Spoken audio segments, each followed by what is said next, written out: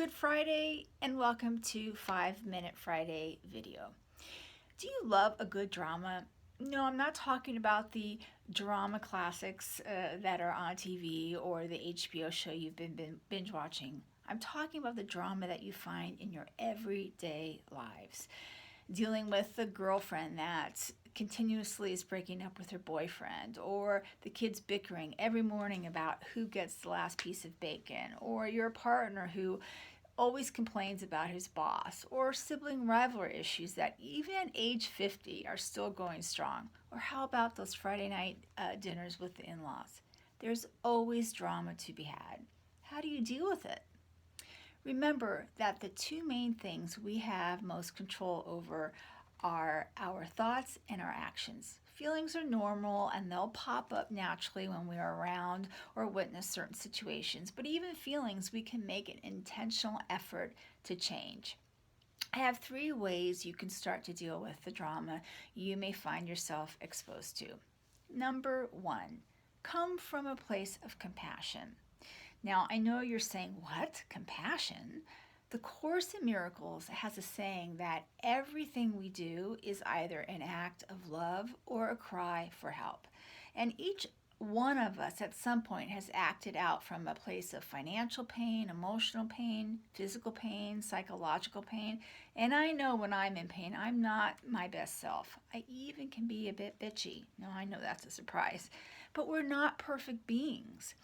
If you choose ahead of time to see someone else's behavior as potentially coming from a place of angst, as their cry for help, this will open your heart a bit wider, where you can then enter the situation, be around that person from a compassionate place, and that will change your emotional energy. And I imagine that person will start to take that compassion in as well. You'll show up differently. Number 2, opt out. Now, some of you may have a bit of a habit thinking from a victim mentality. Here's a way to start to break that. Remind yourself that you have a choice. You're in control of your action. You actually can make a choice to not put yourself in close proximity of a friend who you know is not their best self to be around. You have a choice in location. If you're going to a family function and you know it's going to be toxic for you, instead of dinner at mom's house, for example, where your siblings usually end up fighting, suggest having a meal at the new restaurant that's around the corner that just opened up. Create a setting that's a bit more neutral. Your ultimate choice is not to go. Now, I know you may be ready to respond, wait a minute, I can't do that. I don't have control over that. I offer my suggestion to write down your thoughts around it. That's the work I would suggest that needs closer attention. You're thinking around that situation.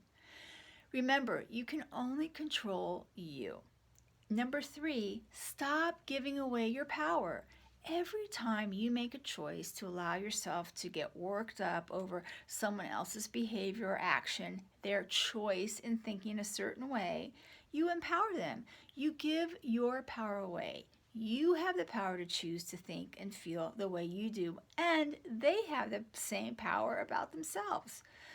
What you're learning that they haven't yet learned is you can't control other people's thoughts, feelings, or actions.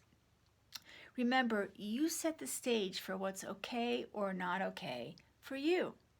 Okay, make it a great weekend ahead. Please feel free to leave a comment or question below. I read and respond to them all. And remember, liking yourself is non-negotiable.